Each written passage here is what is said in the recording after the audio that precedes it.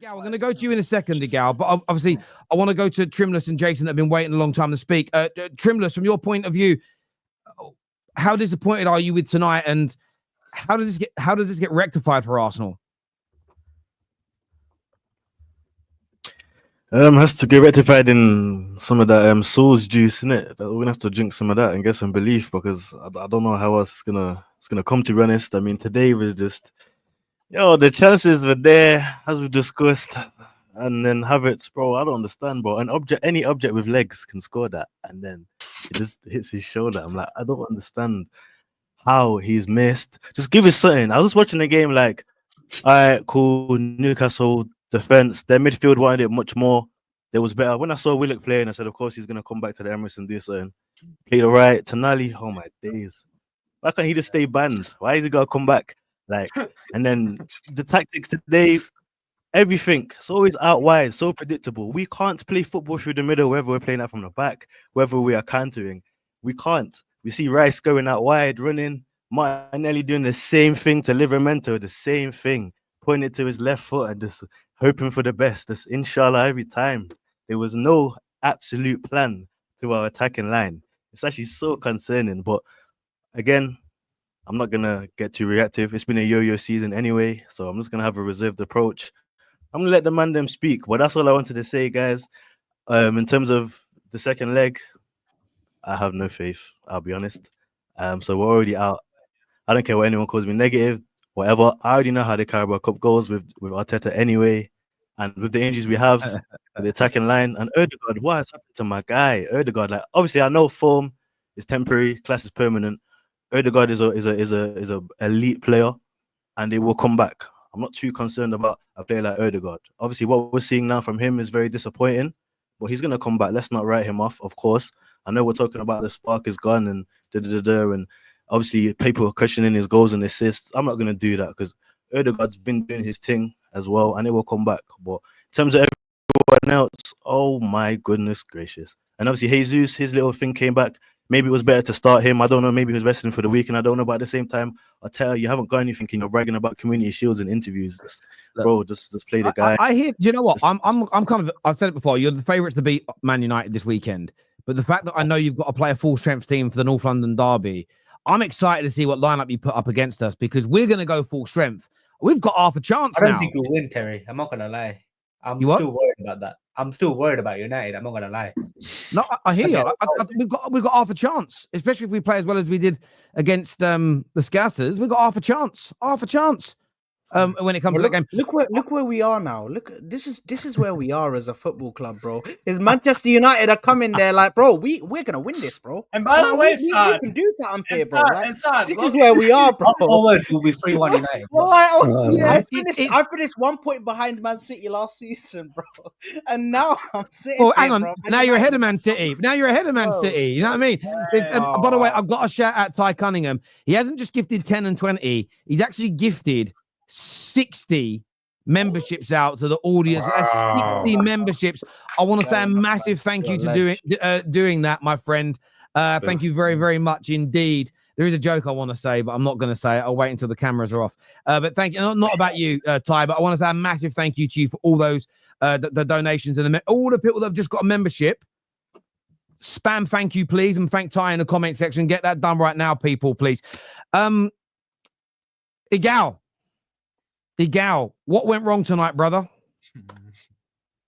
We can't hit a barn door. That's what it is. Shots after shots after shots, like a drunk person at a bar. I wouldn't even fucking know how that feels, but these people all do. That's how they're playing. That's how they're playing. Because I don't know what the hell we just watched. How do you have, what was it, 30-something? 30 or 20? 23, Igal, which is 23 shots. On target, 0.6. What? And that's not out of 100. That's out of the amount of chances that we could have had on target. We only had 0.6 out of 23. You're telling me these guys are that bad? They can't even get a shot on target. Forget about Timber. He's a defender. Martinelli threw on goal. You got to score that. You got to score that. I'm pretty sure it was 0-0 at the time. Martinelli, you got to score that. That's on you. Number one. Number two, Kai Havertz, not 1, not 2, not 3, not 4. How many times? I'm sorry. These guys are not good enough to continuously get us out of trouble. Without Saka, nobody in this attack gets into Newcastle's attack, and that's including whoever they had on the right wing today. Outplayed who we had in our team. I'm going to give credit to Newcastle. Newcastle have built a proper team. Newcastle have one of the better attacks in the league. I would take Anthony Gordon at Arsenal. He makes us better. I would take Isaac at Arsenal. Give me Isaac. We'll give you 150. Tell us how much you want, actually. Forget about 150. I think he's worth 200 million. That's how good he is. He single-handedly won you guys the game. He took the ball, said Saliba and Gabriel, the 2 best defenders in the league, the 2 best defenders he thinks are in the league, by the way, not my words. He said that himself. And he said, you know what? I'm gonna stand them up. I'm gonna take a shot. Next thing you know, it's deflected in. Also, he's easily finding space in our defense. Literally nobody's marking him, and he gets a opening goal like that. I really do believe this is the difference between Arsenal going on to win major honors and to where we are now. We are talking about Liverpool signing Virgil van Dijk type things if we get Isaac.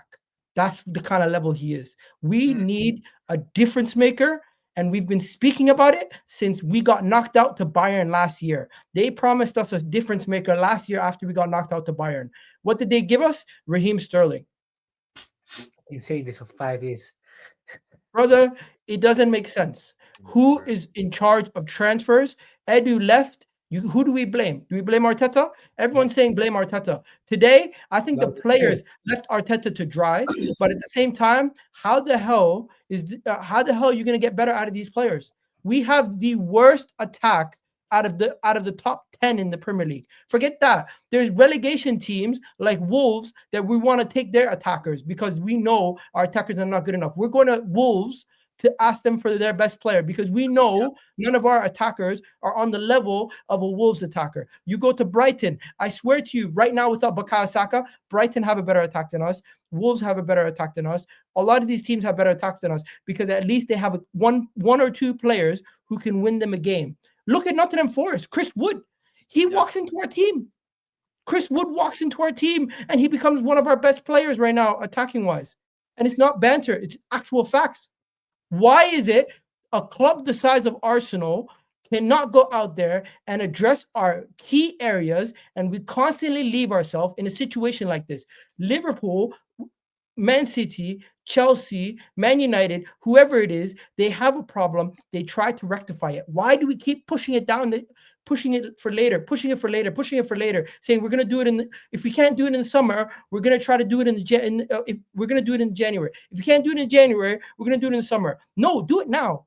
We have to get it now, or else you're never guaranteed the future. There is no future guaranteed for any football club. You can quickly turn into a shit team. We are Thomas Partey leaving, Saliba leaving, and another injury next season for us being in another bad season next season also. So stop this bullshit and realize you need to strike when the iron's hot, because you don't build a great team and then everything just stays great and everybody wants to stay and you can continue to add pieces every single year, because eventually people become restless and they want to leave, or other teams come in and disrupt your players, like a William Saliba could get his head turned by Real Madrid. And I genuinely thought this was our best chance of winning a league.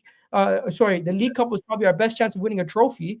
And right now, with a 2-goal deficit, we have a mountain to climb at St. James's Park, a ground that we haven't been able to win in a long time, and it's extremely frustrating. And to all the Arsenal fans out there who do you call it, said, "Oh, it's on Arteta, it's on this, it's on that," everyone's to fucking blame today.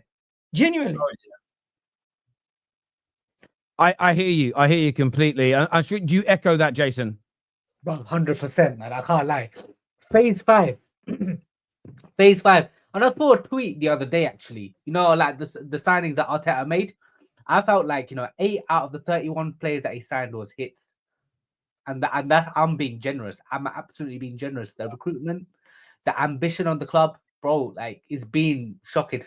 I'll give him the last 2 title winning seasons. I'm not winning seasons, sorry. Runners up, sorry. Contending. No, I'll give him that. I'll give him the credit where he took us, but he's not the guy, man. Poch 2.0, and I've been saying this, and I'm gonna say one point, right?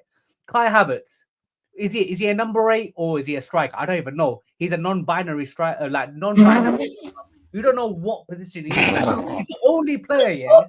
He's the only player you would know. Like he's the only player, like I would say, what is his actual position? You don't know where. I don't get the signing. I don't get the 65 million, bro. Like I don't get it. And it's one of those things, yeah. Front three is absolutely shocking. Phase 5, we have Gabriel Jesus, we have the likes of Gabriel Martinelli, all useless, bro. And I'm just saying this, yeah.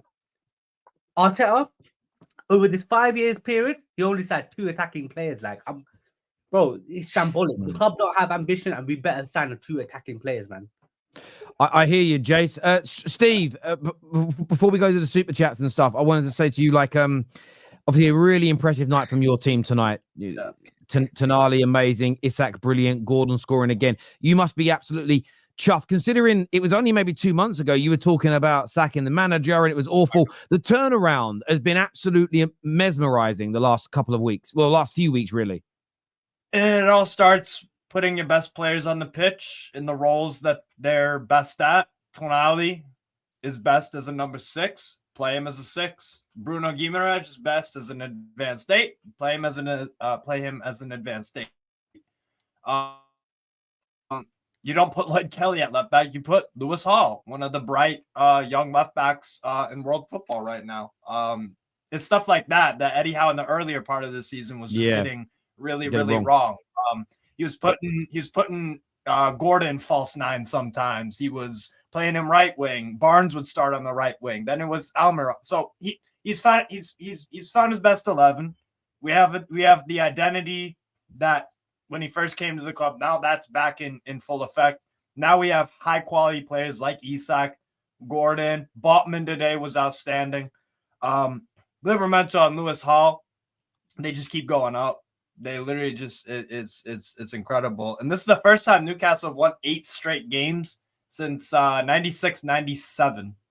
Wow. Or sorry, 7 straight games. So this is some crazy form from us. I mean, we went to we had 3 straight away games, 3 out of the big 6. I know you guys aren't in a good place. I know Spurs aren't, and Arsenal aren't in the best of spots either. I did not think we'd go 3 for 3. I did not. Yeah. That is impressive. You are right. It is. So I mean, yeah, I think we're like very, very, very, very close to the final. But you're right. The approach in the opening few minutes of the second leg will be really telling. I think we're gonna go for it and we're gonna score early. That's probably what I'd predict. But yeah, another Carabao Cup final possibly for Eddie Howe. So go and win it. Yeah. If you guys do get to the final, I don't care who you're against. I've actually got a feeling you'll win it, especially if your current form's going to be. If you're playing like this when you get to the final, I just think you will. Regardless of who you're against, you look amazing right now. I want to go to somebody's super chats and we'll get the panel to answer some of them along with myself.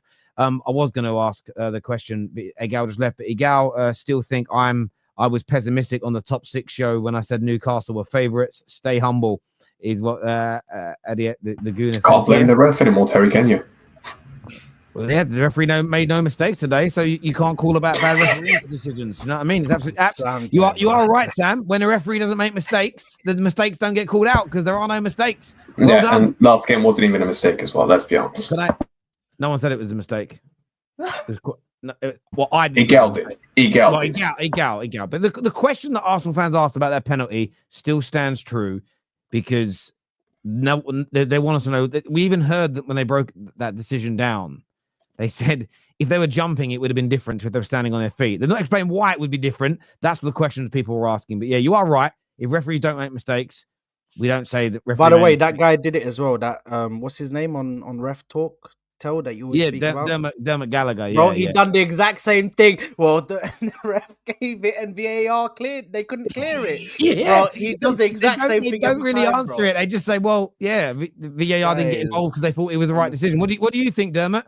Well, they gave it, so what does my opinion matter? That's what you're here for. Yeah, it's so funny, man. I love it. I love it. I swear. I don't want to hear about creativity today when we created 3 points. I've seen two different things for the XG, but it's very high. Like, again, they were poor for the first goal, Arsenal, but the clinical edge was the problem today more than anything else. And it wasn't just the strikers. I mean, the headers that Saliba and Timber missed, like, they were open goals. As good as Newcastle were, you should have conceded in those moments. You really should. You're here today for fun. Where was you on Sunday? Obviously, that's to Mo and to Mo and to Sam. MIA, face your consequences. You support. You're supposed to be a leopard. You act like a sheep. The Don is turning into a con, turning into Casper. They're back on tomorrow, so be here 3:30 UK time for Straight Facts with the boys. Joshua's doing buzz. Jerome says, Sam, you don't learn your lesson. Have you? You have a game tomorrow. Keep your powder dry. Remember, the football gods are watching. To be honest, he got a point.